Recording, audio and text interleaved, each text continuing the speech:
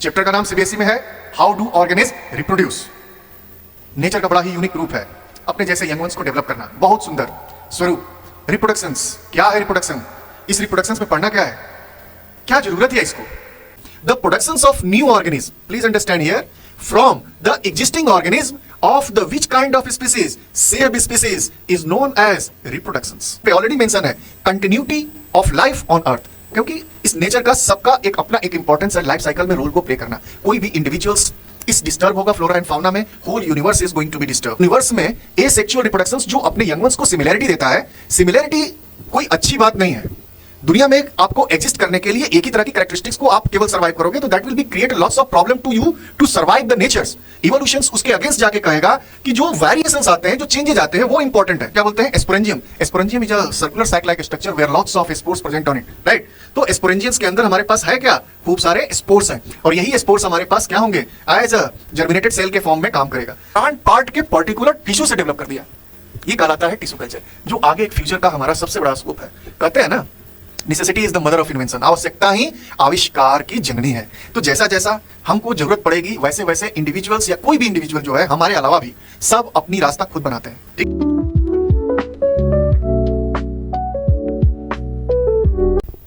जय हिंद बच्चों, कैसे हैं आप लोग? चलिए आज हम लोग फिर से मिलते हैं अपने नए चैप्टर को लेकर के। अगला पोर्शंस जो रिप्रोडक्शंस के रिगार्डिंग होगा। चैप्टर का नाम सीबीएसई में है how do organism reproduce. Nature का बड़ा ही यूनिक रूप है अपने जैसे यंग वंस को डेवलप करना। बहुत सुंदर स्वरूप। रिप्रोडक्शंस, क्या है रिप्रोडक्शन? इस रिप्रोडक्शंस में पढ़ना क्या है, क्या जरूरत है इसको? आप लोगों ने कभी इस तरह से सोचा? रिप्रोडक्शंस एक तरह का एक ऐसा प्रोसेस है जो किसी भी तरह का अपने स्पीसीज, अपने जैसे यंग वंस को डेवलप करने के लिए नेचर ने सबको बना के भेजा। चाहे वो प्लांट्स हो या एनिमल्स हो, वो अपने जैसे इंडिविजुअल्स को भेजने का रीजन क्या था? रीजन ये है, आप देखेंगे कि इस पूरी यूनिवर्स में हर एक individuals maximum to maximum young ones को रिप्रोड्यूस करेगा ताकि वो इजी वे में सर्वाइवल कर सके और अपने जनरेशंस को एक पीढ़ी से आगे दूसरी पीढ़ी तक ले जा सके।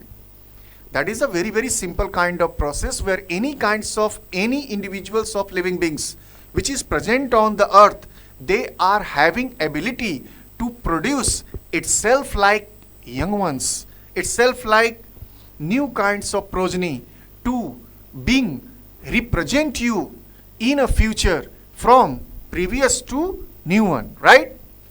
बहुत ही इंपॉर्टेंट फीचर है जिसमें आपको देखेंगे कि हर एक इंडिविजुअल्स अपने यंग वंस को डेवलप करेगा। उसकी इंडिविजुअल्स की जो कैरेक्टरिस्टिक्स है उसकी वजह से उसमें अलग अलग तरीके का आपको देखने को मिलेगा रिप्रोडक्शंस के तरीके, राइट? क्योंकि इस पृथ्वी पर जब हम लोग इस यूनिवर्स में जब देखते हैं तो हमारे पास अलग अलग तरह के सेल्स हैं। कुछ प्रोकैरियोटिक सेल्स भी थे, कुछ यूकैरियोटिक सेल्स हुए बाद में, क्योंकि इवोल्यूशंस के अनुसार they want to change itself to make a easy survival of the environment to generate their existence from one species to another, right? तो अब देखते क्या है कि जो प्रोकैरियोटिक सेल्स हैं या कुछ यूकैरियोटिक सेल्स भी हैं, चाहे वो प्लांट्स हो चाहे वो एनिमल्स हो, उनमें रिप्रोडक्शंस करने के तरीके अलग हैं। तो वहां पे कॉन्सेप्ट आया कि भाई क्या करना है, तो उसमें आप देखते हो कि अलग अलग तरीके का रिप्रोडक्शंस में टाइप जो प्रीवियस काइंड ऑफ इंडिविजुअल्स है प्रोकैरियोटिक है, वो मोस्टली एसेक्सुअल रिप्रोडक्शंस की तरफ हो गए, और दूसरा जो यूकैरियोटिक सेल्स हैं या इंडिविजुअल्स हैं उनके अंदर सेक्सुअल रिप्रोडक्शंस करने की प्रवृत्ति आ गई। क्यों? क्योंकि वेल डिफाइंड ऑर्गेनल्स थे वहां पे। एसेक्सुअल में वेल डिफाइंड ऑर्गेनल्स न होने के कारण वो प्रीवियस थे। लेकिन कभी कभी जब आप इस चैप्टर में देखते क्या हो तो आप देखोगे प्रोकैरियोटिक केवल फिक्स ही नहीं है कि केवल एसेक्सुअल रिप्रोडक्शन ही करेगा। There are lots of individuals of living organism which is present on the universe as a eukaryotic cells. These are also able to do asexual reproductions. तो रिप्रोडक्शंस करने के तरीके इस चैप्टर में हम लोग अलग अलग तरीके से देखेंगे, वन बाय वन। सीड का जर्मिनेशन से होना, एक प्लांट से ही एक बॉडी पार्ट से डेवलप होना, हाँ, एक प्लांट के पर्टिकुलर टिश्यू से टिश्यू कल्चर भी देखना। उसी तरह आगे एनिमल का रिप्रोडक्टिव सिस्टम जब स्टार्ट होगा, नेक्स्ट जो हम लोगों की क्लास होगी, तो वहां पे भी उसको आप देखोगे एनिमल रिप्रोडक्शंस के फॉर्म में। तो इसी को चलो हम लोग आते हैं, इस वन बाय वन करके एक एक चीज टॉपिक को देखते हैं, ठीक है। चलिए लेट्स स्टार्ट, तैयार हो जाइए, स्टार्ट करते हैं। How do organism reproduce chapter, जो कि हमारा क्लास 10th में है, और इसको हम लोग डिफिनेशंस के साथ स्टार्ट करेंगे कि भाई रिप्रोडक्शंस है क्या। सबसे पहला चीज रिप्रोडक्शंस की बात की जा रही है। The productions of new organism, please understand here, from the existing organism of the which kind of species, same species is known as reproductions. देखिए, रिप्रोडक्शंस नहीं होगा तो यंग वंस सर्वाइव कैसे करेंगे। यंग वन सर्वाइव नहीं करेंगे तो हमारे इस पूरी की पूरी होल यूनिवर्स का एग्जिस्टेंस एक लाइफ साइकिल के रूप में है। हर एक इंडिविजुअल्स का एक अपना रोल है, और वहां से वो कड़ी टूटने की वजह से लाइफ साइकिल कंप्लीट ही नहीं होगी। और नेचर का कितना बड़ा रूप है आप देखे होंगे। कोई भी इंडिविजुअल्स को आप ध्यान से समझिए, कोई भी ऐसा नेचर नहीं चाह रहा है कि आप रिप्रोडक्शंस को कंट्रोल करो। रिप्रोडक्शंस मैक्सिमम करने का रीजन यही है क्योंकि वो इन्वायरमेंट में जाके सर्वाइवल ऑफ फिटेस्ट के थ्रू ये इंश्योर करेगा कि उनकी स्पीसीज जो आगे पीढ़ी में जाके सर्वाइव कर सके, जो फ्लोरा एंड फाउना को एक पूरी इकोसिस्टम को बैलेंस करने में मदद करेगा, राइट। एनिमल्स में, स्पेशली ह्यूमन बींग्स में जब आप देखते हो, जब आप देखोगे उस जो हम लोग अगले स्लाइड में, तो वहां पे हम लोग क्या करते हैं, थोड़ी बहुत रिप्रोडक्शंस को नेचर के साथ हमने क्या कर दिया कि according to the balance of nature control करने की कोशिश की गई। क्यों? क्योंकि हमारी जो पॉपुलेशंस जो थी वो एक लिमिटेड से बहुत ज़्यादा बढ़ गया।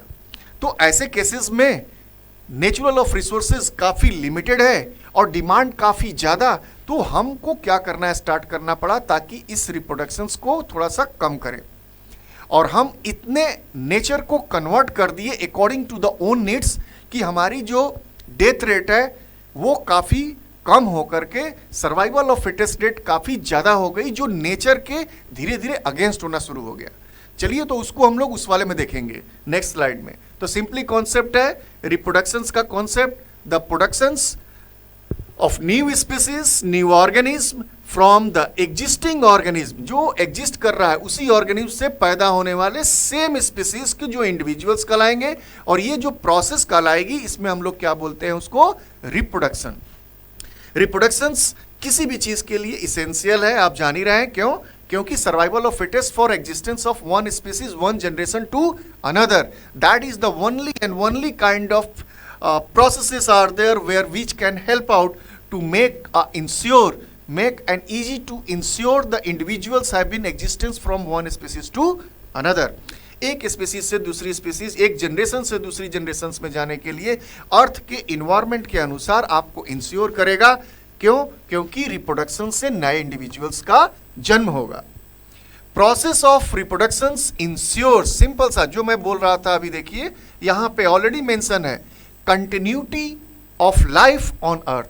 क्योंकि इस नेचर का सबका एक अपना एक इंपॉर्टेंस है लाइफ साइकिल में रोल को प्ले करना। कोई भी इंडिविजुअल्स इस डिस्टर्ब होगा फ्लोरा एंड फाउना में, whole universe is going to be disturb, right. तो रिप्रोडक्शंस बाय ह्यूमन बींग्स, देखिए ह्यूमन बींग्स में आ गए, ये क्या करेगा, इंश्योर कराएगा that the human species will continue to exist on this earth for all time to come, right. तो सिंपल सा कॉन्सेप्ट हम लोगों ने समझ लिया। एक तरह से रिप्रोडक्शन एक ऐसी प्रोसेस है जिसमें हर एक इंडिविजुअल्स अपने जैसे यंग वंस को पैदा करेंगे, चाहे वो किसी भी तरह का टाइप हो रिप्रोडक्शंस का, जिससे ये इंश्योर होगा कि वो स्पीसीज आगे फ्यूचर में एग्जिस्ट करेगी। सिंपल सा कॉन्सेप्ट है, ठीक है। नेक्स्ट चलते हैं। देखिए यहां पे एक कॉन्सेप्ट जो मैंने आप लोग को देना स्टार्ट किया था तब भी, कि टाइप ऑफ रिप्रोडक्शंस, क्योंकि according to the living organism, reproductions body organism के प्रेजेंस, उसके एग्जिस्टेंस के थ्रू होने वाला है। तो ऐसे केसेस में हमारे पास दो तरह के सेल थे, प्रोकैरियोटिक और यूकैरियोटिक। तो on the basis of this particular kind of individuals of cells we can easily make to distinguish the type of reproductions. एक कॉन्सेप्ट हमारा, चलिए एक ड्रॉ के फॉर्म में हम लोग देख लेते हैं, टेबुलर के फॉर्म में। सिंपल सा कॉन्सेप्ट है हमारा एसेक्सुअल रिप्रोडक्शंस, ठीक है। और दूसरा हमारे रख देते हैं जो कि वेल डिफाइंड ऑर्गेनल्स हैं, जिसमें यूकैरियोटिक्स वगैरह सारे आएंगे मोस्टली। इसको हम लोगों ने रख दिया सेक्सुअल रिप्रोडक्शंस में। सिंपल कॉन्सेप्ट को लेके चलते हैं, कुछ एक्सेप्शंस होंगे जो आगे हम लोग देखते चलेंगे। नाम से ही समझ में आना चाहिए। देखिए यहां ए का मतलब बायो में एब्सेंट्स होते हैं। क्या होते हैं? एब्सेंट, यानी कि एब्सेंट ऑफ क्या? What is that? Sexual organs और सेल्स। जितने भी हमारे पास ऐसे रिप्रोडक्शंस होंगे जो सेक्सुअल ऑर्गन्स या सेक्स सेल्स जिसके आप बोल सकते हो, वो क्या होंगे? एब्सेंट होंगे। इस तरह का रिप्रोडक्शंस का टाइप जिसमें सेक्सुअल सेल या सेक्सुअल ऑर्गन गैमेट्स जो होंगे क्या होंगे? एब्सेंट होंगे। इनको हम लोग सिंपल सा कॉन्सेप्ट में डाल देंगे एसेक्सुअल रिप्रोडक्शंस में, ठीक है। देखिए एसेक्सुअल रिप्रोडक्शंस की सबसे इंपॉर्टेंट फीचर्स कभी कभी पूछ देता है, तो अगर आप ध्यान से समझो तो इसमें किसी दो इंडिविजुअल्स की जरूरत नहीं है। यहां सिंगल इंडिविजुअल्स इन्वॉल्व हो सकते हैं, सिंगल इंडिविजुअल्स, राइट। यहां पे मेल्स और फीमेल का कोई कॉन्सेप्ट नहीं है, या तो इधर हो, इधर मेल और फीमेल, या आप ऐसे भी कर सकते हो कि या तो मेल हो या फीमेल, यानी कि सिंगल पेरेंट्स इन्वॉल्व, राइट। आम भाषा में हम लोगों ने इस तरह के रिप्रोडक्शंस को क्या बोले कि ऐसा रिप्रोडक्शंस हो जिसमें सिंगल पेरेंट इन्वॉल्व हो, चाहे वो मेल हो चाहे वो फीमेल हो, ठीक है। यानी कि एक भी रहेगा तो हमारा काम हो जाएगा। Asexual reproductions mostly primitive kind of cells में होते हैं, ठीक है ना। प्रिमिटिव टाइप ऑफ सेल में एग्जिस्ट करने को देखा जाएगा, नॉट ऑलवेज। इसलिए मैंने यहां पे लिख दिया क्या? Mostly, right.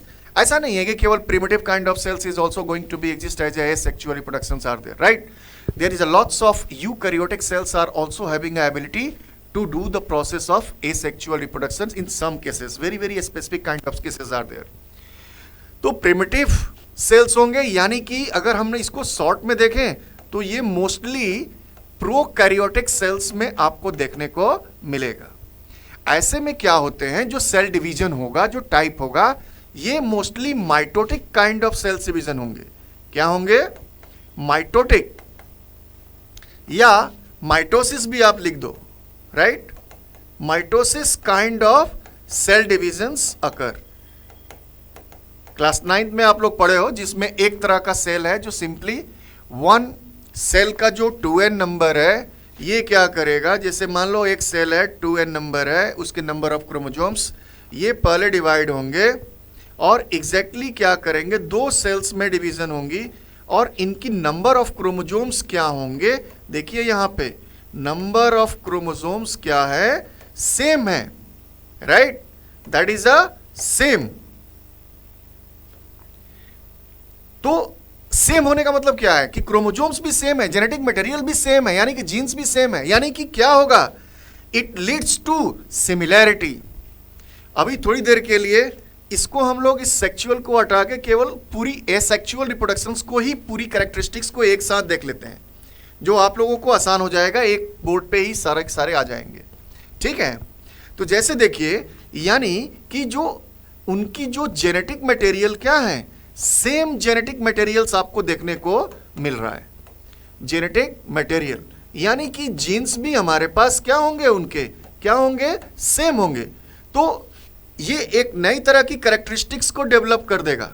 कैरेक्टरिस्टिक डेवलप करने का मतलब कि इनके जो यंग वंस होंगे, इनके अंदर क्या होंगी? Lots of similarities.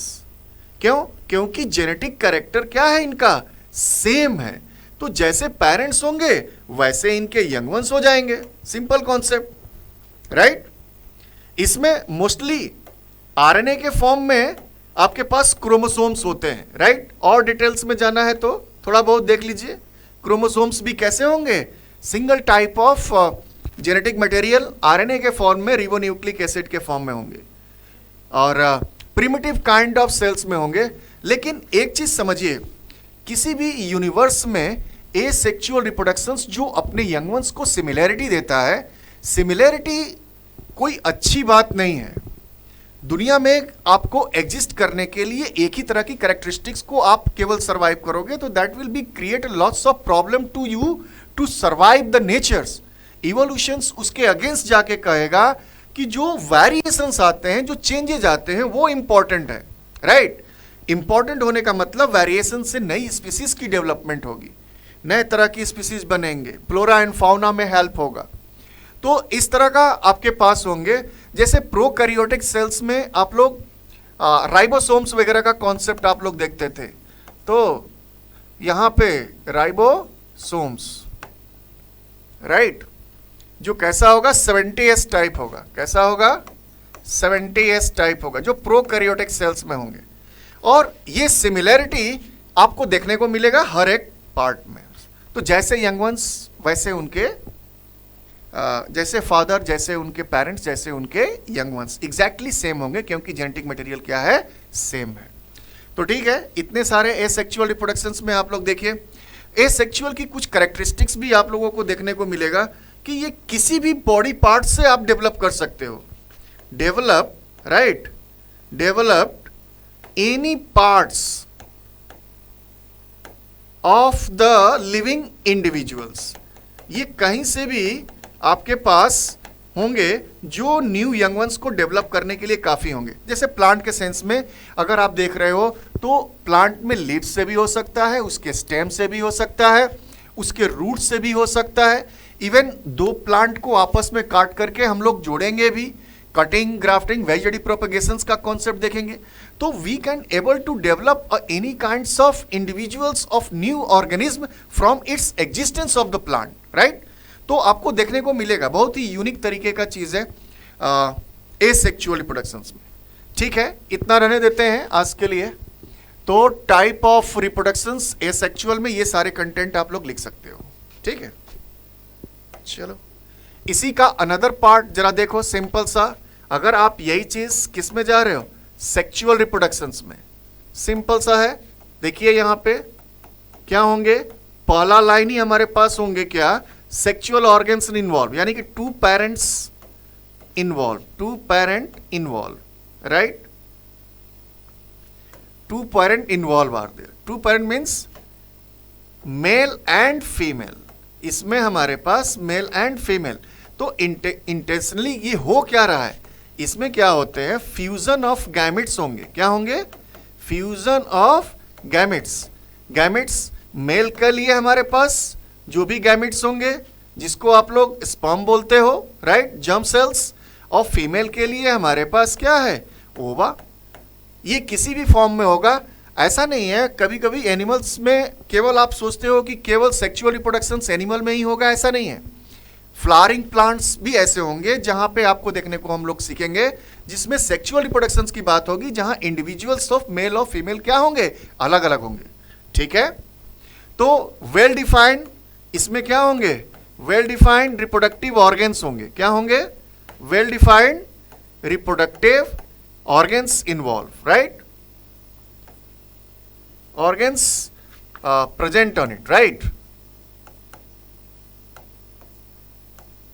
तो ये हो गया कॉन्सेप्ट। और क्या लिखोगे? यहां जो हम लोग देख रहे थे कि जो सेल डिवीजन होती है, ध्यान से समझिए, यहां पे सेल डिवीजन, यहां पे क्या हो जाएंगे? मियोसिस का फॉर्म हो जाएगा। मियोसिस का मतलब one mother cell develop how much? 4 daughter cell. और ये क्या होंगे? सब के सब कैसे होंगे? हैप्लॉइड होंगे। क्या होंगे? हेप्लॉइड होंगे। हेप्लॉइड का मतलब सिंगल क्रोमोजोम्स होगा। जैसे एग्जांपल मैं आपको दिखा दूं, आपको जैसे 2n नंबर ऑफ सेल है, कोई भी एक जन नॉर्मल सेल जिसमें नंबर ऑफ क्रोमोजोम्स पेयर के रूप में 2n को रिप्रेजेंट कर रहा है। जो फर्स्ट डिवीजन होंगी इसमें सिंगल n और सिंगल n से डिवीजन होगा, जो कि माइटोटिक डिवीजन, इक्वेटोरियल डिवीजन होंगी, जो माइटोसिस के फॉर्म में हो रही है। ठीक है, लेकिन ये रुकेगा नहीं, यहीं पे ये अगेन डिवाइड करेगा और again half number of chromosomes both लेकर के क्या बना दिया, 4 डॉटर सेल। कितना बना दिया, 4 डॉटर सेल। और ध्यान से देखिए, इसमें नंबर ऑफ क्रोमोजोम्स सब में क्या है, सिंगल सिंगल है, यानी कि कैसा है, ये हेप्लॉइड है। और नेचर का एक पहला चीज समझिए, जो आपके जेनेटिक कैरेक्टर्स में क्रोमोजोम्स हैं, क्रोमोजोम्स हमेशा चाहता है कि पेयर के फॉर्म में रहे। जब आपको हेरिडिटी मैं आपको सिखा रहा हूँ, वहां पे आपको बहुत डिटेल्स में इसको समझाऊंगा। क्रोमोजोम्स पेयर में रहते हैं और हर एक पेयर पे, यानी कि 2 अगर होंगे क्रोमोजोम्स, तो दोनों की जो प्रेजेंस ऑफ जीन्स और एलील्स होंगे जो जेनेटिक कैरेक्टर्स के लिए रिस्पॉन्सिबल हैं, दोनों में सेम होते हैं। ऐसा नहीं है कि केवल एक हाफ गया तो आपका जेनेटिक कैरेक्टर बदल गया या कोई चीज नहीं। देखिए यहां तक आप लोग इसको स्क्रीनशॉट ले लो, तो यहां पे जो आप देख रहे हो अभी भी ये हेप्लॉइड है। और मैं आपको क्या बता रहा हूं कि क्रोमोजोम्स हमेशा पेयर के फॉर्म में होगा, राइट। तो फिर पेयर बनेगा कैसे, इसी के आगे नेक्स्ट पार्ट में आपको देखो मैं समझा रहा हूं कि ये होने का रीजन क्या है। क्योंकि ये किस तरह का रिप्रोडक्शंस है, ये प्रोडक्शंस है सेक्सुअल रिप्रोडक्शंस, जिसमें क्या होंगे, मेल और female both are going to be involve as a reproductions process, right. तो मेल के क्रोमोजोम्स में समझ लो n नंबर आ गया और फीमेल के क्रोमोजोम्स हाफ नंबर यहां से आ गए। तो जब भी फ्यूजन ऑफ गैमेट्स हमारे पास होंगे, फ्यूजन होंगे, ये मिक्स होगा, तो देखो यहां पे क्या हो गया, 2n नंबर ऑफ क्रोमोजोम्स, यानी कि जो मुझे चाहिए था, यानी कि ये पेयर में बन गया। लेकिन इसकी एक खास कैरेक्टरिस्टिक्स आ गई। देखिए मेल से आ गई है हाफ नंबर ऑफ क्रोमोजोम्स और फीमेल से भी आ गई, यानी कि मेल का जो जेनेटिक कैरेक्टर क्या होगा, जो उनके दादा वगैरह का जो कैरेक्टरिस्टिक्स है, वो आपके बच्चे में आ रहा है। और इधर जो है ये हमारे मान लो दादाजी के फैमिली का है, और इधर का जो जेनेटिक कैरेक्टर जो फीमेल है, ये हमारे नाना नानी इस तरह का फैमिली कैरेक्टर्स जो आ रहे हैं। तो यहाँ एक बहुत ही यूनिक चीज डेवलप होती है। यहाँ डिफरेंट क्या होती है कि ये सिमिलैरिटी ना दे करके खूब सारे आपको देखने को मिलते हैं डिफरेंशिएशंस, डिफरेंसेस, जिसे हम लोगों ने नाम देते हैं क्या, वेरिएशंस, राइट।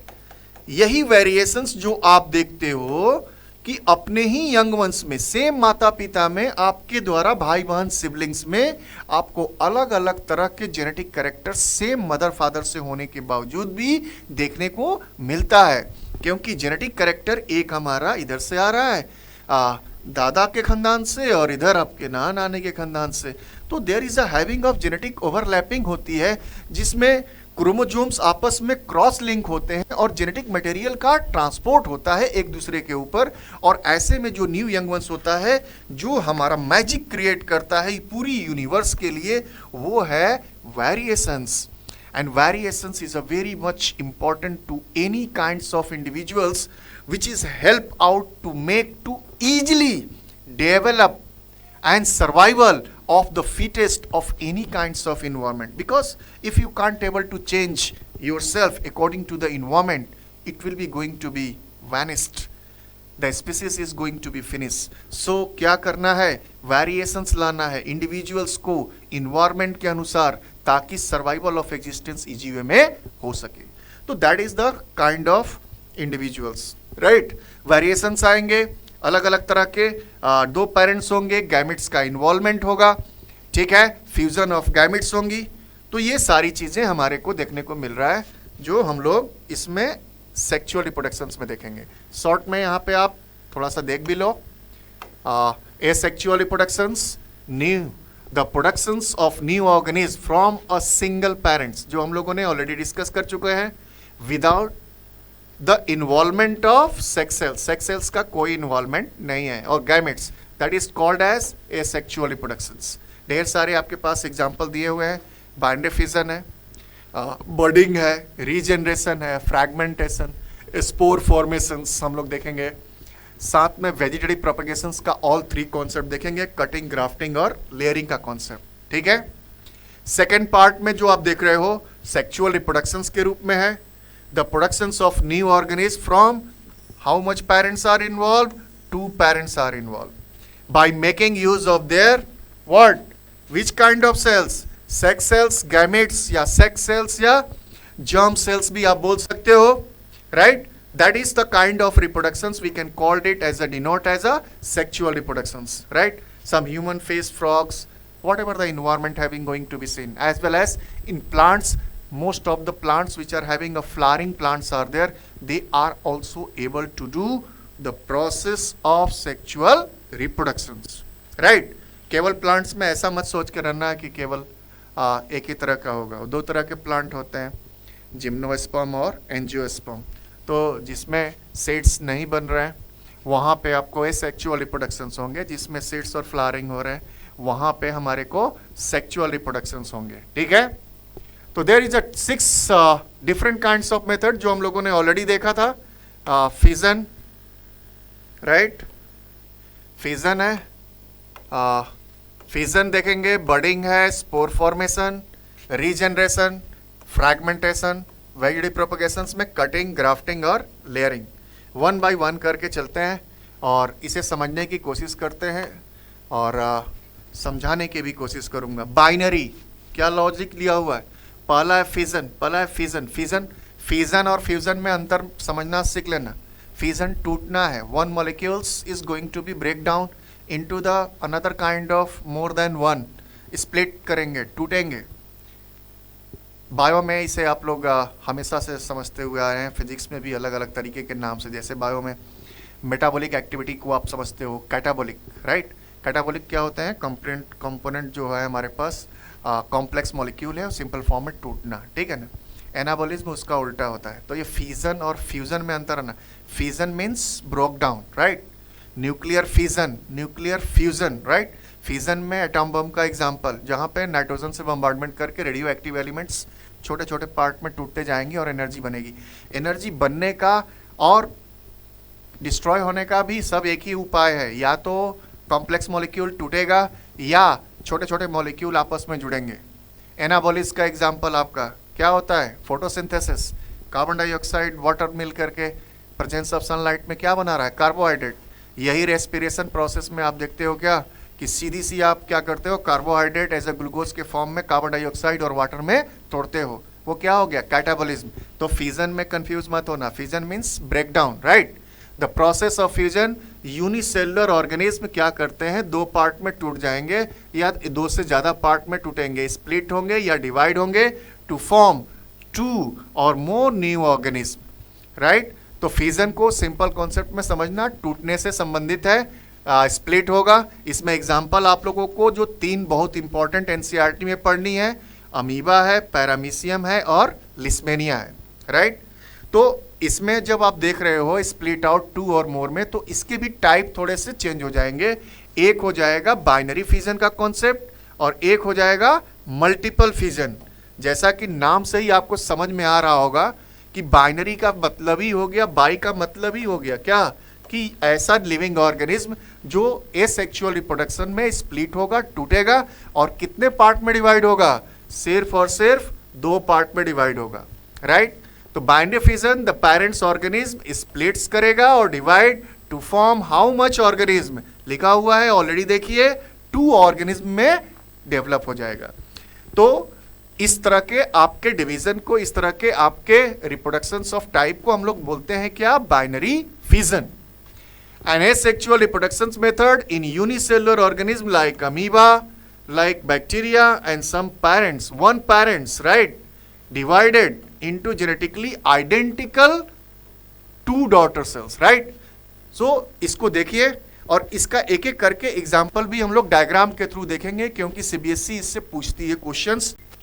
चलिए देखते हैं हम लोग। फर्स्ट पार्ट जो हमारा बाइनरी फिजन के लिए अमीबा के रूप में है, जो कि मैक्सिमम पूछा जाता है डायग्राम के थ्रू क्वेश्चंस। फर्स्ट स्टेज देखिए, सिंपल आपके पास है, अमीबा का कोई भी स्ट्रक्चर बना दीजिए, आपको कोई गलत नहीं कहेगा। सेकंड पार्ट बहुत इंपॉर्टेंट है, आप ध्यान से नहीं देखे हैं, ध्यान से देखिए, यहाँ पे न्यूक्लियस का इलोंगेशन हो रहा है। न्यूक्लियस सबसे पहले इलोंगेट होना स्टार्ट करता है। इस तरह के प्रोसेस को याद रखिएगा, क्या बोलते हैं? Karyokinesis process. क्या बोलते हैं इसको? कैरियोकाइनेसिस। कैरियो का मतलब ही होता है न्यूक्लियस, यानी कि न्यूक्लियस सबसे पहले क्या हुआ? काइनेसिस मतलब डिवीजन के लिए तैयार होना, यानी कि ये पहले इलोंगेट होना स्टार्ट करेगा। हर एक बाइनरी फिजन में ध्यान रखना है कि न्यूक्लियस का सबसे पहले क्या होगा? इलोंगेट होना, और इलोंगेट होने के बाद वो आगे से बढ़ता जाएगा और बीच से आपस में कॉन्ट्रैक्ट होंगे, ताकि वो इजी वे में क्या हो सके? अलग हो सके। तो यही स्टेज है आपकी। देखिए, आपको थर्ड में और अच्छे से समझ में आना शुरू कर देगा। थर्ड में आप देख रहे हो कि जैसे ही न्यूक्लियस का था, लेकिन इसकी बाहर का लेयर जो है वो कोई भी चेंज नहीं हो रही है। लेकिन यहां देखिए ध्यान से, यहां देखिए, यानी एक दूसरी प्रोसेस स्टार्ट हो गई जिसे हम लोग नाम दे देते हैं क्या? साइटोकाइनेसिस। क्या बोलते हैं इसको? साइटोकाइनेसिस। साइटोकाइनेसिस का मतलब, साइटो का मतलब यहां पे समझना, the kind of cytoplasm is ready to what? Divide now. पहले न्यूक्लियस, फिर साइटोप्लाज्म कॉन्ट्रैक्ट करना शुरू कर रहा है बीच से, और ये जाके आप देखो आपस में जाके यहाँ पे फोर्थ स्टेज में क्या होता है? आपस में कनेक्ट हो जाते हैं, और elongated part of one nucleus is separated from this side and this one go for the this side. So automatically अब देखो यहाँ पे एक पार्ट इधर हो गया और एक पार्ट इधर हो गया। So now it is going to be done as a develop a new kind of what? Daughter cell. And this kind of daughter cells is as like this one, right? Because asexual reproductions हो रहा है, और asexual reproductions में हमेशा हम लोग क्या पढ़े हैं? सिमिलैरिटीज होंगी। क्यों सिमिलैरिटीज होंगी? क्योंकि जेनेटिक मटेरियल दोनों में क्या है? उनके जो कैरेक्टरिस्टिक्स होंगी वो सब के सब सेम होंगे। ठीक है, तो एक एग्जाम्पल हम लोगों ने कर लिया। नेक्स्ट आते हैं पैरामीशियम, और साथ साथ में सेम प्रोसेस सेम ही चलेगी। याद रखना, कैरियोकाइनेसिस का प्रोसेस और साइटोकाइनेसिस का प्रोसेस। पैरामीशियम जो स्लीपर हम लोग जानते हैं, स्लीपर की तरह दिखता है नॉर्मली। सबसे पहले देखिए फर्स्ट स्टेज में नॉर्मल आपको देखने को मिला, और क्या देख रहे हैं? न्यूक्लियस और माइटोटिक डिवीजन के थ्रू माइक्रोन्यूक्लियस और माइटोटिक डिवीजन इन माइक्रोन्यूक्लियस दोनों इलोंगेट होना स्टार्ट कर दिया, बड़ा वाला भी और छोटा लाइन, राइट? बड़ा होने के कारण देखिए ये मूव करता है इधर कैरियोकाइनेसिस का प्रोसेस। सेम यही प्रोसेस कैरियोकाइनेसिस का प्रोसेस जो इलोंगेट होता हुआ चला गया। ओरल ग्रुप्स भी हमारे डिवाइड होना शुरू कर दिए, यहाँ पे वैक्यूल्स भी हो गए, और यहाँ पे हमारा दूसरा पार्ट साइटोकाइनेसिस का स्टार्ट हुआ। ये डायग्राम आपको बनाने आना चाहिए, क्योंकि इसका एनसीईआरटी में ऑलरेडी मेंशन है, पैरामीशियम और लिस्मेनिया और साथ में अमीबा, और ये हमारे पास दो ग्रुप में डिवाइड हो जाएगा। सेम एग्जैक्टली दो पैरामीशियम बन जाएंगे, जिसे हम लोग नाम दे देते हैं क्या? Daughter cell. ये हमारा क्या हो गया? Mother cell. That is a kind of, कभी कभी बच्चे पूछते हैं कि सर मदर सेल को क्या, बच्चे को जो यंगवन है उन्हें डॉटर सेल ही क्यों बोलते हैं? डॉटर सेल कहते हैं, डॉटर सेल के जगह पे सन सेल भी हो सकता था, ऐसा क्यों नहीं कहते? ऐसा सिंपल, ऐसा कुछ नहीं है, आपको समझाने के लिए है। और डॉटर को रिप्रेजेंट इसलिए किया जाता है, daughter having a very unique kind of ability. This daughter is also having ability to produce a new kinds of young one. तो जननी है, मातृ जननी, तो इसलिए उसको हम लोग डॉटर सेल के फॉर्म में दे देते हैं। कोई ऐसा कोई लॉजिक नहीं है कि, तो ये कंसेप्ट क्लियर। नेक्स्ट पार्ट देखिए, लिस्मेनिया का कॉन्सेप्ट है। लिस्मेनिया इस तरह का रूप देख रहा होगा आपको, फ्लैजला दिखा हुआ है फर्स्ट स्टेज में ए में। बी में क्या करते हैं आप ध्यान से देखिए, यहाँ पे न्यू कलर का एक दूसरी फ्लैजला डेवलप स्टार्ट हो गई। पहला ये था, सेकंड आपको एक और छोटा सा डेवलप करना स्टार्ट किया, और ये यहाँ से थोड़ा सा डिवाइड करना शुरू किया, और न्यूक्लियस का इलोंगेशन देखिए ये स्टार्ट हो गया। न्यूक्लियस का इलोंगेशन यानी कि कैरियोकाइनेसिस का प्रोसेस, सेम प्रोसेस। यहाँ देखेंगे आप प्रॉपर तरीके का दो न्यूक्लियस डिवाइड हो गया, और साथ में ये जो सेकेंड पार्ट ऑफ हमारा फ्लैजला है धीरे धीरे ग्रो उसकी और लंबाई बढ़ती चली जा रही है। अंत में आप देखते हो क्या हो, इसकी लंबाई और फ्लैजला की दोनों सेम, और दो हमारे पास प्रॉपर तरीके का, that is the same kind of nucleus is going to be done.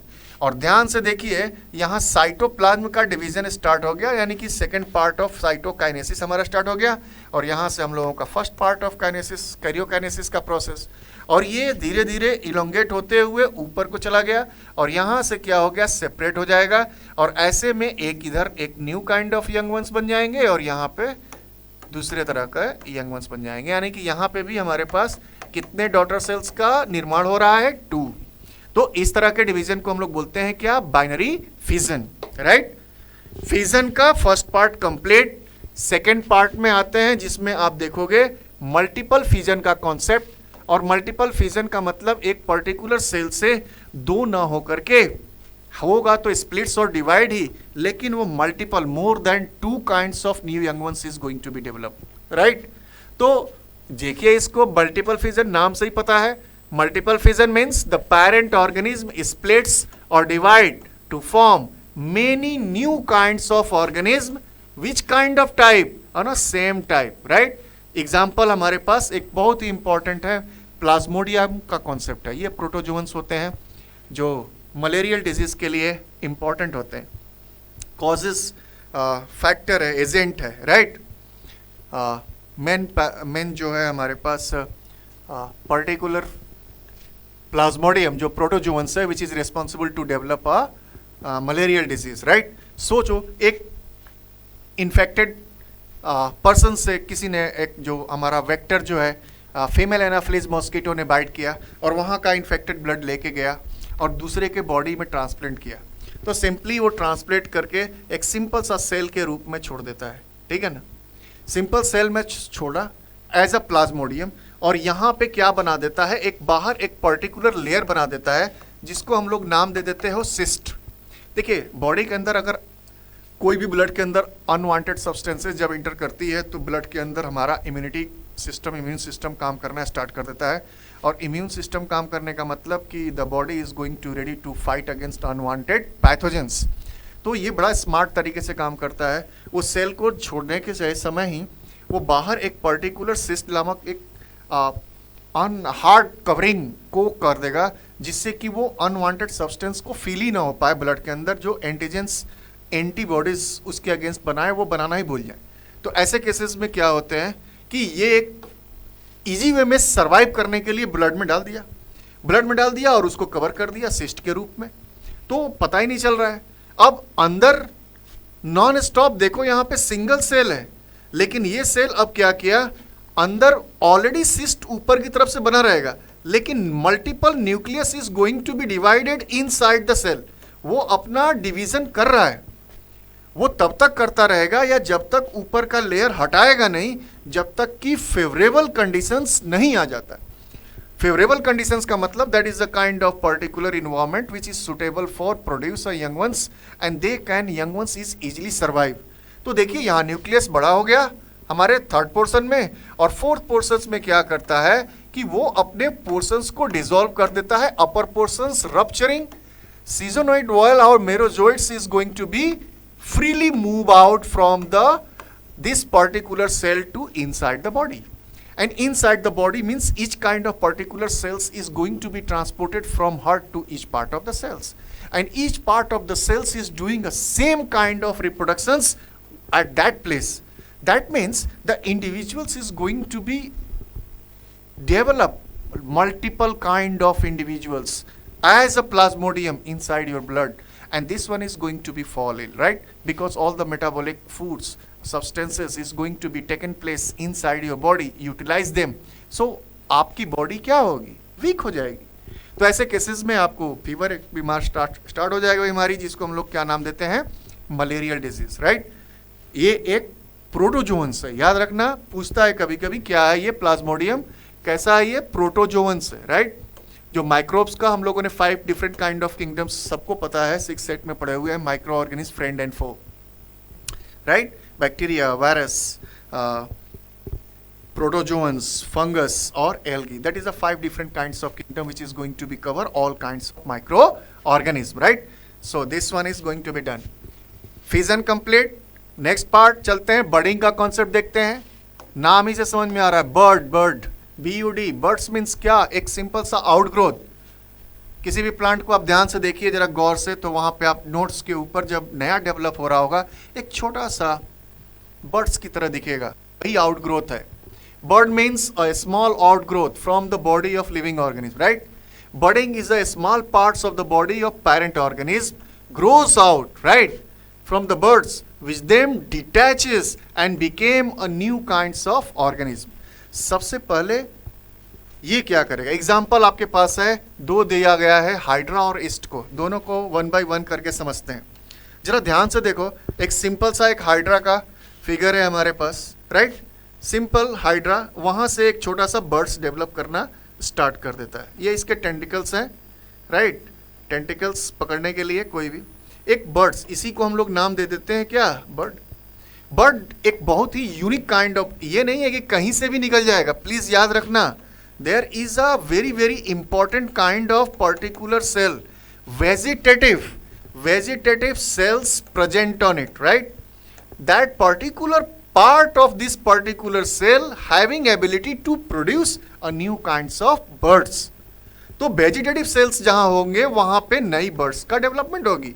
Birds धीरे धीरे क्या कर दिया, ग्रोथ करना स्टार्ट किया, ग्रोथ होकर के प्योर मैच्योर हो गया। जैसे ही प्योर मैच्योर हो जाएगा, ये क्या करेगा, अपने आप को अपने मदर प्लांट से क्या करेंगे, डिटैच कर लेंगे, यानी कि ये अपने आप को क्या करेगा, तोड़ लेगा और नए तरह के इंडिविजुअल सेपरेट कर लेगा। यानी कि अभी हमारे पास बर्डिंग में एक प्लांट से दो नए तरह के न्यू इंडिविजुअल्स की फॉर्मेशंस हो गई। ये स्पेशली केस दो चीजों में देखने को मिल रहा है, जो आपके बुक तक है, जो आपके सिलेबस तक है, हाइड्रा और ईस्ट का कॉन्सेप्ट, राइट। तो हाइड्रा आई थिंक सभी बच्चों ने समझ लिया, आसान है, डायग्राम के थ्रू बनाना, पूछेगा आप आराम से सॉल्व करिए, ठीक है। सेकेंड पार्ट, ईस्ट का एग्जाम्पल आपके पास दिया हुआ है।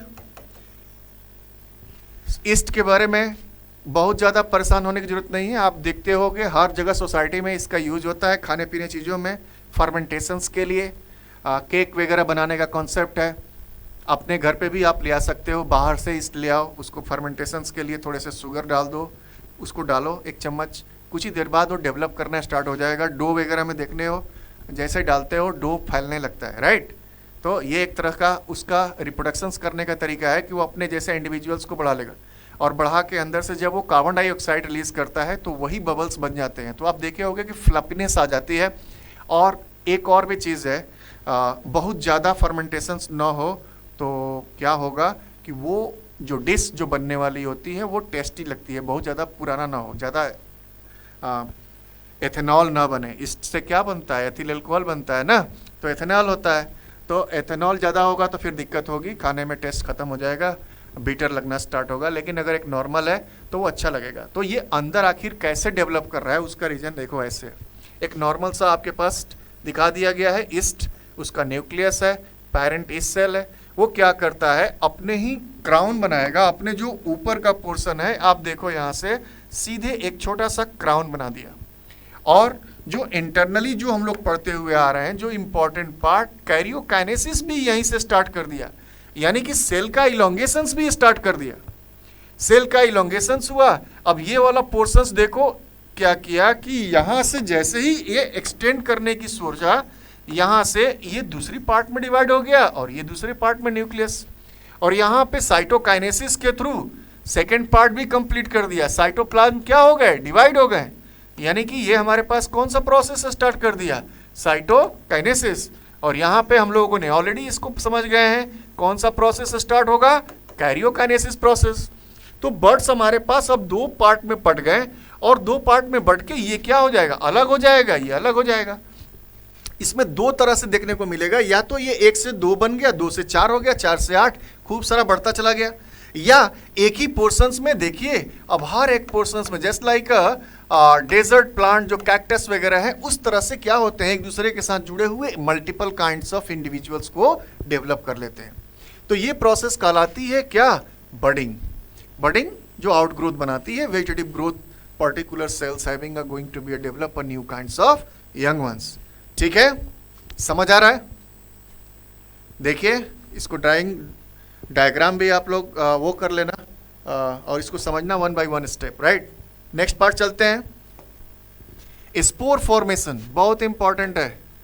स्पोर फॉर्मेशंस कहीं पे भी कुछ समझ में नहीं आता होगा तो आप लोग घरों में आप लोग देखे होंगे, कभी ब्रेड वगैरह है हल्की मॉइस्ट हो जाती है, आप देखे होंगे एक पर्टिकुलर लेयर जम जाती है, उसके ऊपर ग्रीन कलर की लेयर, छोटे छोटे फंगस लग जाते हैं। क्या है फंगस? एक लाइन समझना, स्पोर्स एक तरह से क्या हमारे पास है, फंगस का काम कर रहा है ना। फंगस को हम लोग जिस तरह आप समझते हो कि that is going to be a develop anywhere, right. तो यह वही चीज को हम लोगों ने देखना है। ये spores as a germ cells के फॉर्म में काम कर रहा होता है यहाँ पे। और इसमें क्या होते हैं, इससे क्वेश्चंस भी बार बार पूछा हुआ है बहुत बारी। इसके जो रिप्रोडक्टिव पार्ट कौन है और अनरिप्रोडक्टिव पार्ट कौन है, चलिए देखते हैं इसको। Spore formations, the parent plant produces hundreds of microscopic reproductive units that is called as spores। एक छोटे छोटे से बहुत सारे स्पोर्स हैं। गर्मी के दिनों में आपको देखे होंगे कुछ कुछ उड़ते हुए पंखुड़ी की तरह उड़ रहे होंगे, रुई की तरह दिख रहा होगा, वो भी एक तरह से क्या है, स्पोर्स ही है। वो जाएगा जहाँ फेवरेबल कंडीशंस होंगी, मॉइस्चर्स होगा, ह्यूमिडिटी होगी, और वहाँ पे ऑटोमेटिकली क्या होंगे, डेवलप करना शुरू हो जाएंगे। इसके लिए आपको कोई भी हेल्प करने की जरूरत नहीं पड़ती, ऑटोमेटिकली इन्वायरमेंट में जो फेवरेबल कंडीशंस मिलते हैं वहाँ ड्रॉप आउट होंगे और नए काइंड्स ऑफ यंगवन को क्या करेंगे, डेवलप करेंगे। कैसे होता है इसके बारे में भी दिया हुआ है। When the spore cases of plant burst, plant जो बर्स्ट करेंगे जहाँ पे स्पोर्स पाए जा रहे हैं, the spores spread into the air, right. When this air borne spores land to the food soil under the favorable conditions and damp and warm conditions, they are going to start germinated and produce a new kinds of plants or young ones, right। Simple सा concept है। Fungi Rhizopus का आप लोग देख लेना, bread mould भी आप जोड़ लो यहाँ पे, ठीक है ना। ब्रेड मोल्ड सबसे कॉमन आपके पास एग्जाम्पल है। बैक्टीरिया है, non flowering plants specially they are doing to such kind of spore formations. अगर आप इसको ध्यान से देखिए थोड़ा स्ट्रक्चर पे तो आपको समझ आएगा कि क्या कहने की कोशिश कर रहा है। देखिए इसके दो पार्ट हैं, एक हमारे रूट के पास जो नीचे का पोर्शंस है जिसको राइजोइड्स बोलते हैं हम लोग, राइट। इसको और भी नाम से जानते हैं, हाइफी, HYPHAE, राइट। ये नॉन रिप्रोडक्टिव पार्ट है, याद रख लेना, नॉन रिप्रोडक्टिव पार्ट, राइट। और जो ऊपर का पोर्शंस आप देख रहे हो जहां पे अलग अलग तरह के आपके पास दिख रहे हैं, इस तरह के, और जाके एक बल्ब लाइक स्ट्रक्चर दिख रहा है, ठीक है ना। इसको बोलते हैं हम लोग क्या, स्पोरेंजियम। क्या बोलते हैं इसको, देखिए यहां पे दिया हुआ है, इसको क्या बोलते हैं, sporangium. Sporangium is a circular sac like structure where lots of spores present on it, right. तो स्पोरेंजियंस के अंदर हमारे पास है क्या, खूब सारे स्पोर्स हैं, और यही स्पोर्स हमारे पास क्या होंगे, एज अ जर्मिनेटेड सेल के फॉर्म में काम करेगा।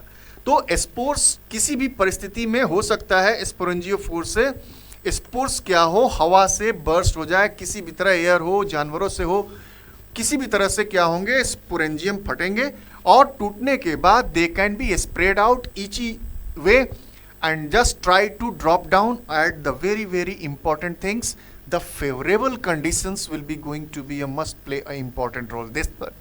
अगर वो गिरा, कोई वहाँ favorable conditions नहीं है तो वहाँ डेवलप नहीं होगा। मॉइस्ट चाहिए, थोड़ी सी सॉइल चाहिए, ह्यूमिडिटी चाहिए, that is a kind of particular basic abiotic components which are needed to develop of any kinds of microorganism, and this one is a spore formations. It is done at which place, as a fungus, and fungus is also a kind of microorganism, right।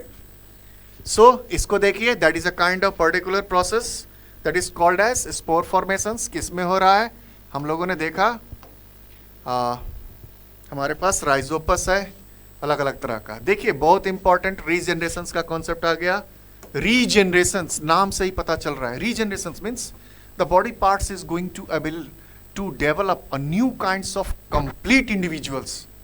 Complete individuals याद रखना, that is going to be a develop mostly, and we can see in our society, in our surroundings, there is some kind of regenerations is going to take place। regenerations देखने को मिलेगा, जैसे body में, liver के अंदर, हमारे body के अंदर है, किडनी में नहीं हो पाता है।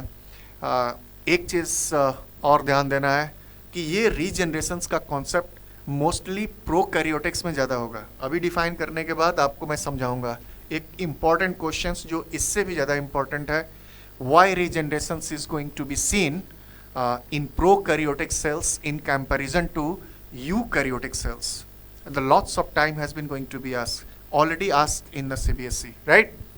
So what is regeneration? Regeneration, right? The process of getting back of full, please mind it here, the complete full organism from its body parts, it is called as regeneration. ये आपको देखने को मिल रहा है किसमें? हाइड्रा और planaria. Prokaryotic के अलावा ये हाइड्रा हमारा यूकैरियोटिक है और ये प्लेनेरिया हमारा क्या है? प्रोकैरियोटिक है। तो प्रोकैरियोटिक में देखने को तो ज़्यादा मिलता ही है, यूकैरियोटिक में थोड़े कम देखने को मिलते हैं। तो मैं आपको बता रहा था कि ये सेक्सुअल रिप्रोडक्शंस याद करिए स्टार्टिंग में, हो सकता है कि ये प्रोकैरियोटिक में भी हो और यूकैरियोटिक में भी देखने को मिलेगा। तो एक एक करके देख लेते हैं। हाइड्रा और रीजनरेशन हमारा दो है। प्लेनेरिया, प्लेनेरिया का केस लॉट्स ऑफ टाइम पूछा जा चुका है। तो प्लेनेरिया क्या है? प्रोकैरियोटिक है, एक सिंपल काइंड ऑफ ऑर्गेनिज्म है। एक और भी चीज याद रखना, ये एक एक्सीडेंटल प्रोसेस भी हो सकता है। क्या हो सकता है? Accidental process. हाँ, not exactly need to maturation, exactly need to maturation, right? कोई मैच्योरेशन होने के बाद ही रिप्रोडक्शन हो, ऐसा कुछ नहीं है।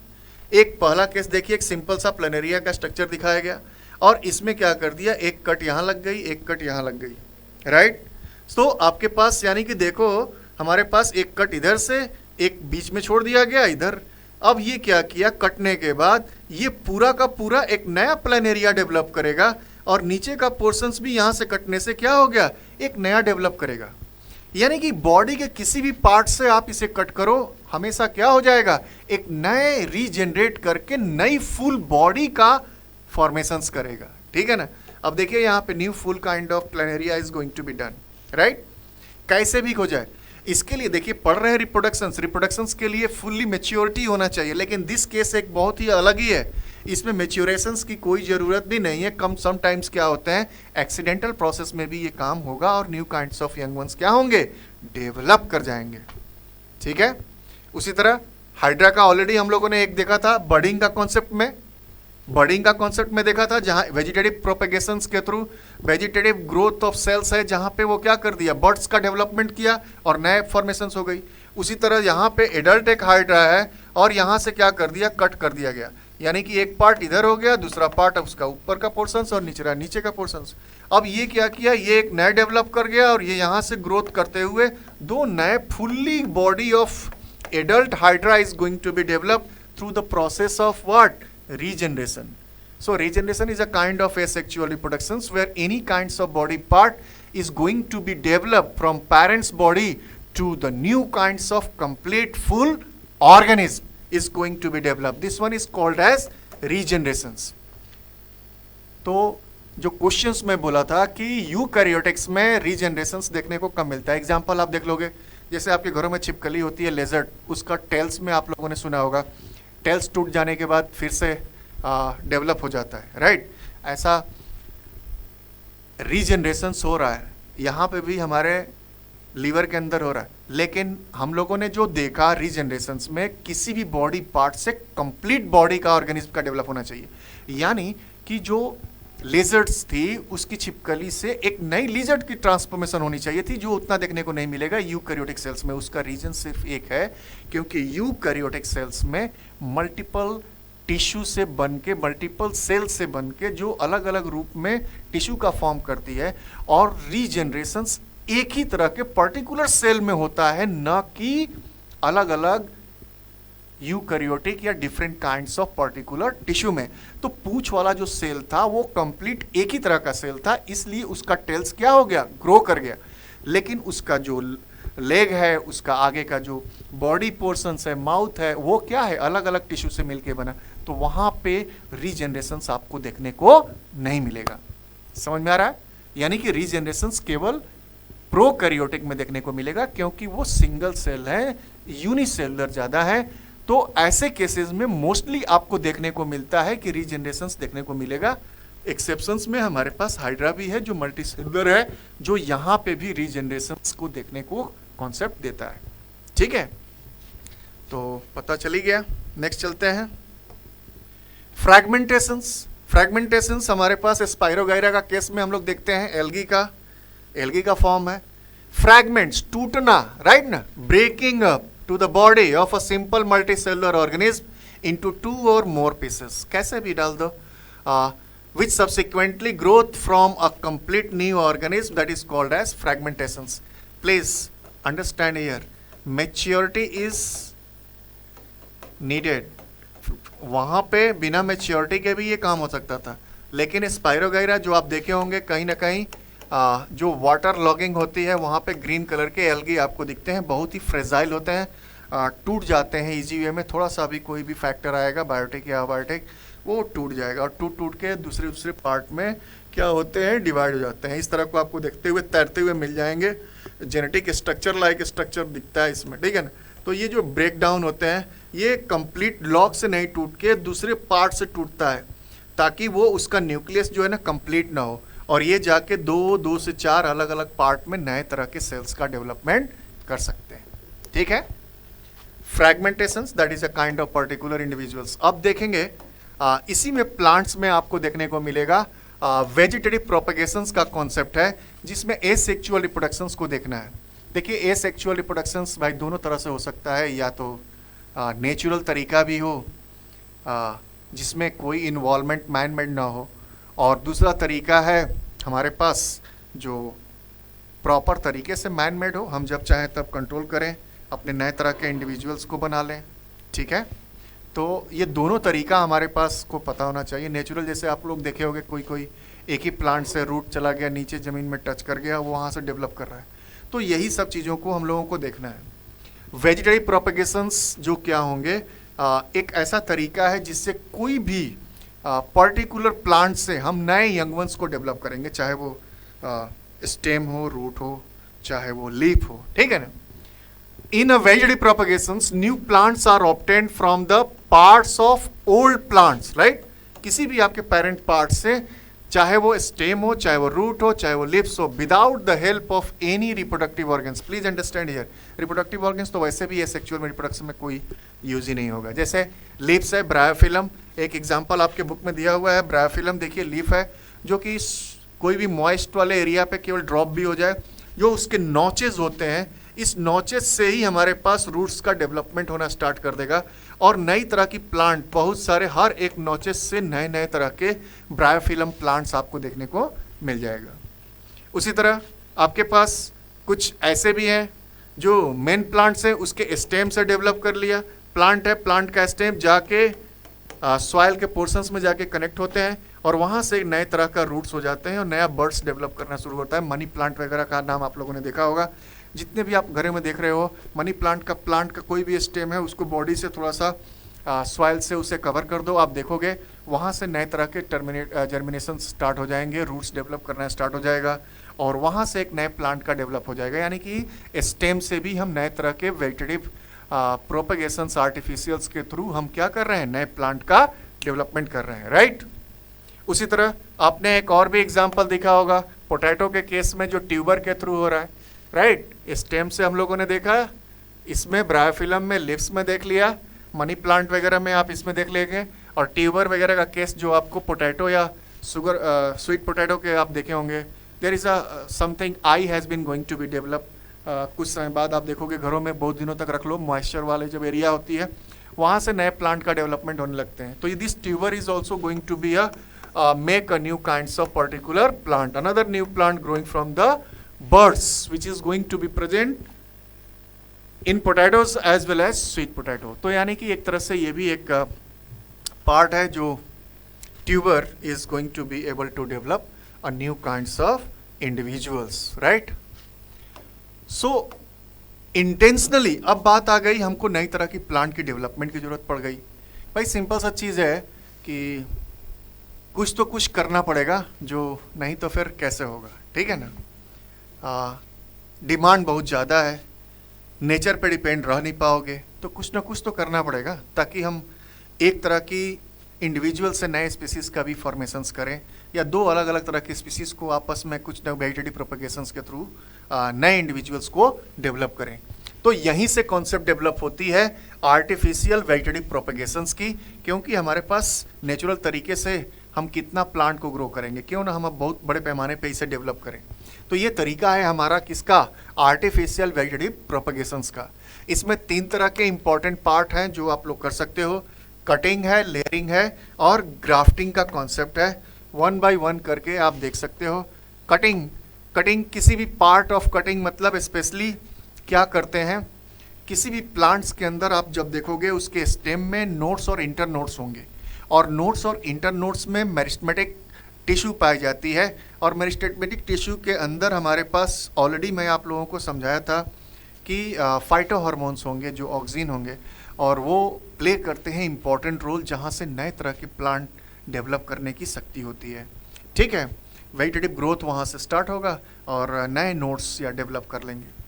A small part of plants which is removed by making cut with the sharp knife, it is called as what? Cutting. आप कटिंग देख लीजिए, एक नोड्स और इंटर नोड्स है, हमेशा ध्यान रखिएगा। कटिंग अगर यहाँ से कट कर लोगे यहाँ तक तो कोई डेवलप करने वाला नहीं है। आपको कट करना है कहाँ से, जिसमें नोड्स और इंटर नोड्स एटलीस्ट हो, तब जाके इसको सॉइल के अंदर आप ट्रांसफॉर्म करोगे, और ऐसे में क्या होंगे, हमारे पास roots is going to be develop.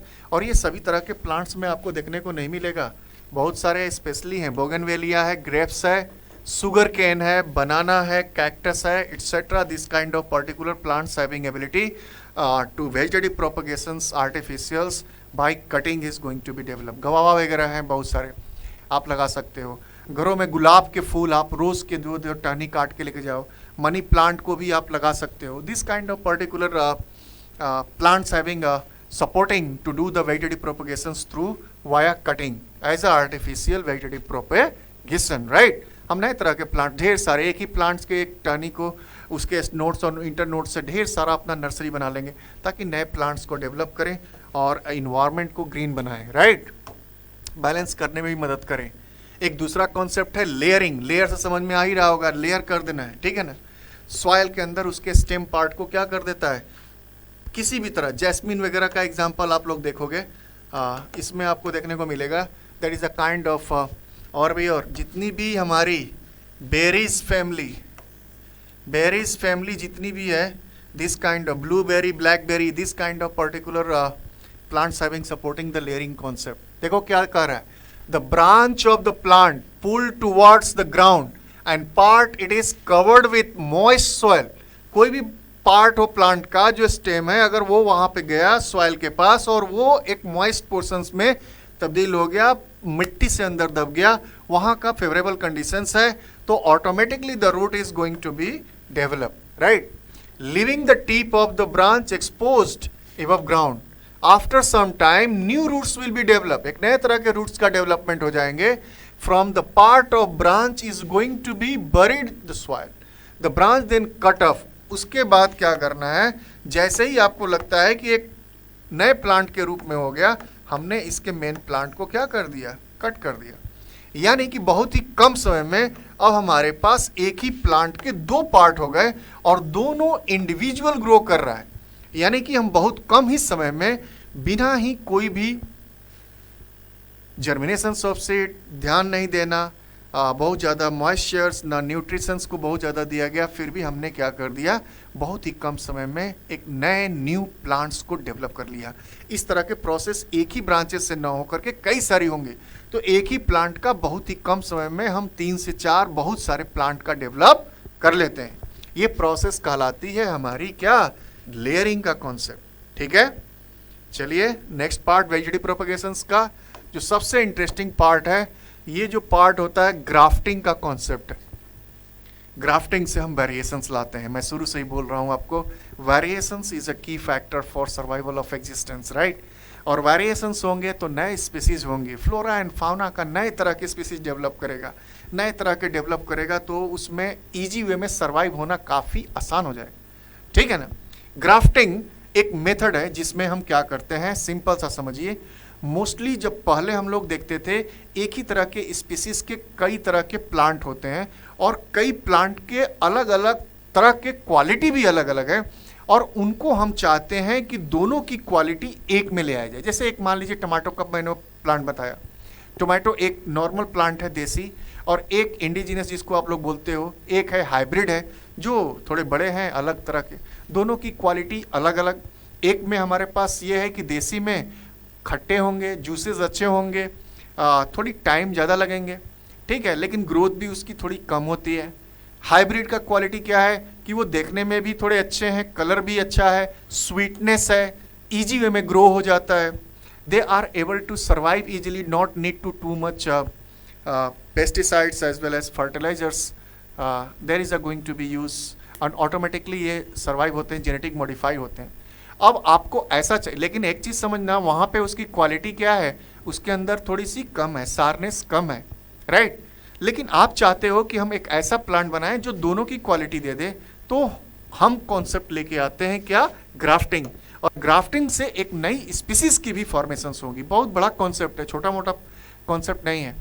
अभी आप देखोगे, आप तक केवल इतना ही समझना है कि ग्राफ्टिंग एक तरह का मेथड है जिसमें हम क्या करेंगे, स्टेम को कट करेंगे, cut stem of two different plants, one with roots and other without roots.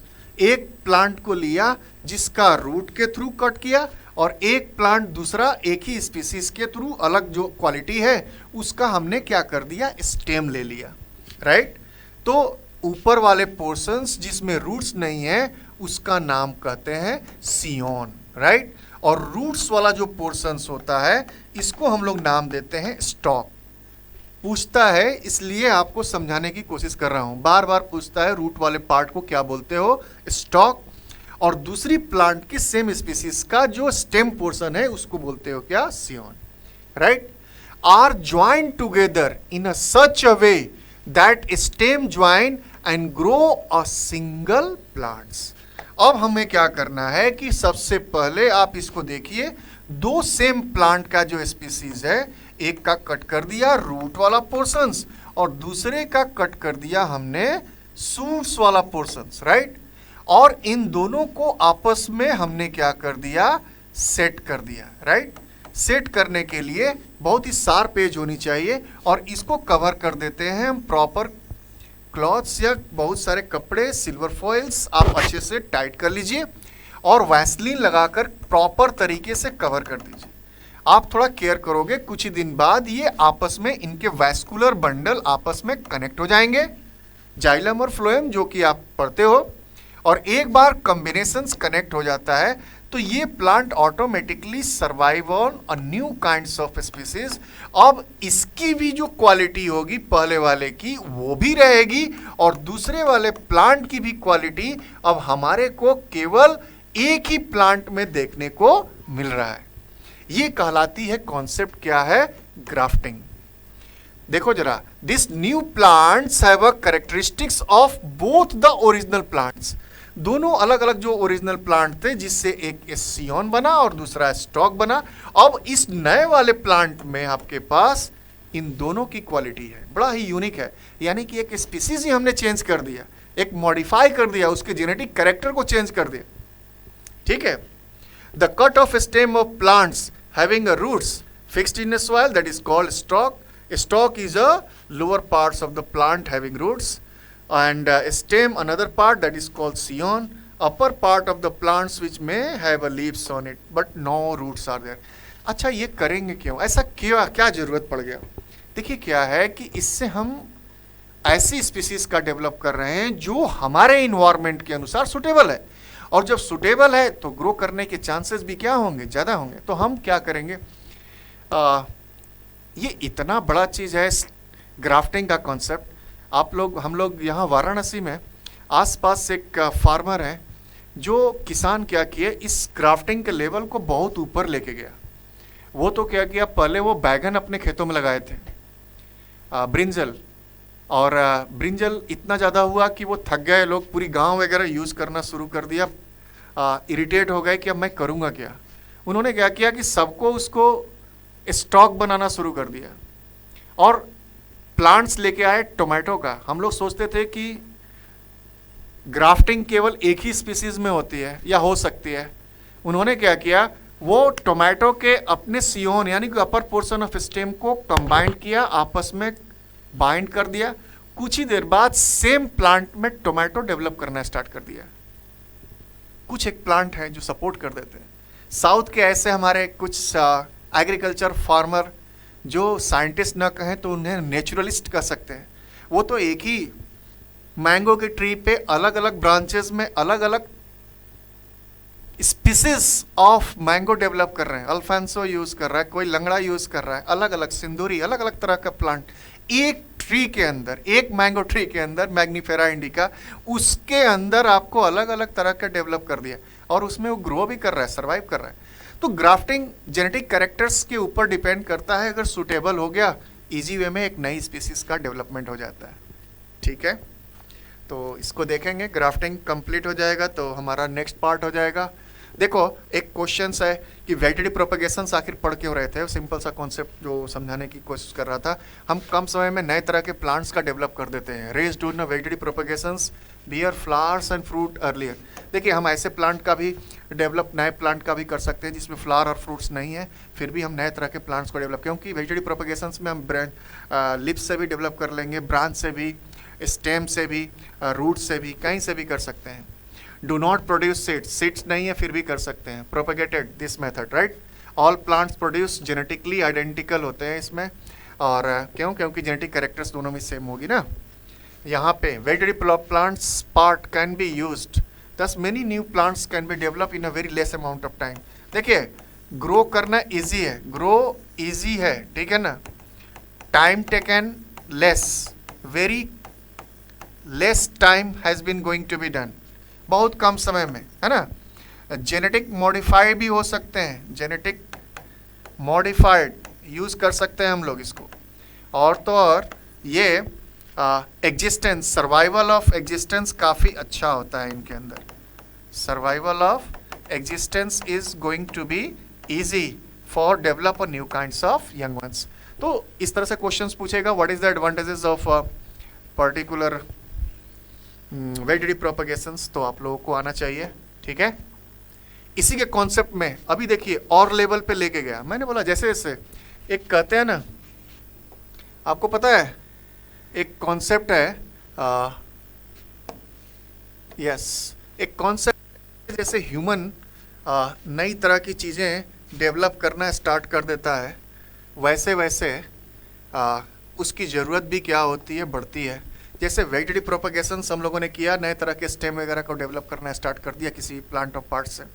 हमारी इच्छा और बढ़ना शुरू करी, हमने रिसर्च करा और क्या किया, हम अब डेवलप करना शुरू कर दिए एक प्लांट के स्टेम या रूट्स या लीव्स से ही ना होकर के उस पर्टिकुलर स्टेम के पर्टिकुलर टिश्यू से भी हम लेबोरेटरी के अंदर नई तरह के प्लांट का सेम तरह की स्पीसीज से सेम प्लांट डेवलप करना स्टार्ट कर दिए। इस प्रोसेस को नाम दे दिया गया क्या, tissue culture. The kind of new individuals is going to be grown from any part of the plant tissue to make a new kinds of young ones in a very large amount of time, in a large number of numbers, in particular in laboratories. This one is kind of culture we can denote it as a tissue culture. कहीं से भी एक tissue निकाल लो आप plant का और वहाँ से हम उसी तरह के प्लांट की होल जेनेटिक कैरेक्टर को क्या करेंगे, डेवलप करेंगे लेबोरेटरी के अंदर।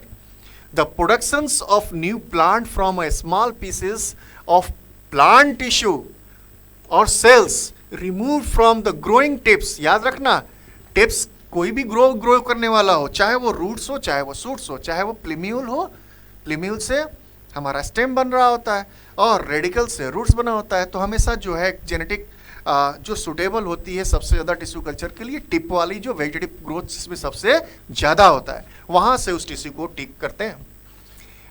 Of a plant suitable growth in a medium that is a culture solutions that is called as tissue culture। हमने मान लीजिए यहाँ से एक कट ले लिया सिंपल सेप और इसको क्या करते हैं, एक जेली बनाते हैं, जेल लाइक स्ट्रक्चर, जहाँ पे सारे फाइटो हार्मोन्स होते हैं, वहाँ उसे हमने डाल देते हैं ग्रो करने के लिए। जैसे ही उसकी पूरी रिक्वायरमेंट होती है, हर एक फाइटो हार्मोन्स और न्यूट्रिएंट्स, मॉइस्चर जैसे ही देते हैं, सेकेंड पार्ट में ग्रोथ करना स्टार्ट हो जाता है, जिसे हम लोग जेल या एगर बोलते हैं, AGAR, राइट। इसको जेल लाइक स्ट्रक्चर भी बोल सकते हो, जेली लाइक स्ट्रक्चर है, ठीक है, जिसको एगर बोलते हैं। और इसमें देखिए सिंपल सा कॉन्सेप्ट क्या है, हमको क्या कराना है, ग्रोथ कराना है। तो ग्रोथ कराने के लिए हमारे पास फाइटो हार्मोन सही है, उस फाइटो हार्मोन्स को नाम दे देते हैं क्या, एक्सॉन। और एक्सॉन हम लोग आर्टिफिशियल तरीके से हमारे पास डाल देते हैं उस जेल में, और उस पर्टिकुलर सेल को वहां ले आकर रख दिया गया। अब आप देखते क्या हो, ये धीरे धीरे ग्रो करना स्टार्ट हो जाता है। इसे बोलते हैं कैलस, राइट, इसको बोलते हैं कैलस। अब ये जेल को हम हटा देंगे, अब दूसरा जेल स्टार्ट करते हैं यहाँ पे, और इसको ग्रो करना स्टार्ट करते हैं। इससे क्या होगा कि अब प्लैंटलेट्स डेवलप हो गए, यानी कि हमने अब सीड से प्लैंटलेट्स नहीं डेवलप किया, किससे किया, एक प्लांट पार्ट के पर्टिकुलर टिश्यू से डेवलप कर दिया। ये कहलाता है टिश्यू कल्चर, जो आगे एक फ्यूचर का हमारा सबसे बड़ा स्कोप है। कहते हैं ना, necessity is the mother of invention, आवश्यकता ही आविष्कार की जननी है। तो जैसा जैसा हमको जरूरत पड़ेगी, वैसे वैसे इंडिविजुअल्स या कोई भी इंडिविजुअल जो है, हमारे अलावा भी सब अपनी रास्ता खुद बनाते हैं, ठीक है ना। बस पेशेंस रखना है और फोकस होके काम करना है। अब हमने क्या कर लिया, अब लेबोरेटरी में खूब सारे प्लांटलेट्स डेवलप किए, फिर प्लांट्स किए, बाहर जाके हर्ब्स श्रब्स, हाँ, उसके बाद प्लांटेशंस करके ट्री के फॉर्म में कन्वर्ट कर दिया। ये प्रोसेस कहलाती है क्या, टिश्यू कल्चर। बहुत इंपॉर्टेंट है, genetic modified, genetics one of the basic, बहुत ही इंपॉर्टेंट जो आप लोग पढ़ोगे फ्यूचर में, बायो वाले बच्चे। सारी दुनिया का सोल्यूशन मैं तो कहता हूँ कि इस जेनेटिक्स के अंदर है। हमारे बॉडी के जीन में ऐसी ऐसी चीज़ें हैं, अगर हम आइडेंटिफाई कर लें तो सुपरमैन जो आप मार्वल सीरीज़ की मूवीज़ में देखते हो, वो आपके बॉडी के अंदर है, हर वो चीज़ को रिवील करने के लिए। और सर्वाइवल ऑफ फिटेस्ट में सबसे ज़्यादा उपयोगी में आने वाली चीज़ें, बस थोड़ी सी प्रॉब्लम है, फास्ट है ये। और जेनेटिक्स और space research, that is a very very vast subject, बहुत बड़ा है, ब्रॉड। चलो फिर देखेंगे, डिस्कस होगा। Advantages of tissue culture, large scale productions. One of the primary advantages of tissue culture is ability to produce a large number of plants in a very short period of time. Answer आपके पास खुद है। It is a particularly beneficial for commercial agriculture. आगे जाके future हम करेंगे, traditional agriculture को हटा के कमर्शियल करेंगे, ताकि थोड़ी सी अर्निंग हो। हमारी जो एग्रीकल्चरल फार्मर हैं उनकी लाइफ को क्या करें, सूटेबिलिटी मिले, सर्वाइवल ऑफ एग्जिस्टेंस में हेल्प मिले। Demand of plants can be high and quick propagations is a very much essentials and easily can be do develop a new kinds of young ones, right. Disease free plant होंगे, क्योंकि हम लोग उसको already इतनी सारी phyto hormones और fight करने के लिए, लड़ने के लिए क्षमता प्रदान कर चुके होंगे लेबोरेटरी के अंदर। Another significant tissue culture is productions of disease free plants, right. So process of conducted under sterile conditions. See here, we are going to be utilize a new kinds of particular phytohormones is going to be provided in the laboratories.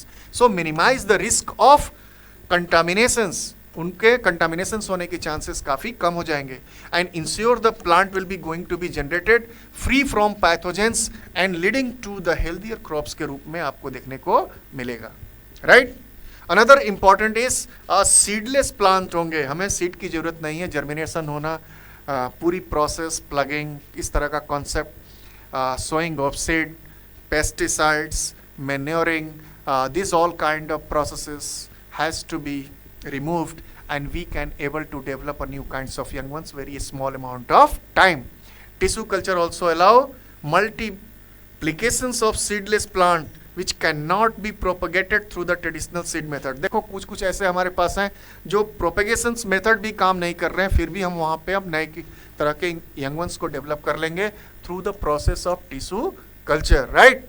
और ये specially useful होगी जो fruits के form में, crops के form में, और seedless अलग तरह के components of individuals in plants को डेवलप करने में मदद करेंगे, ठीक है।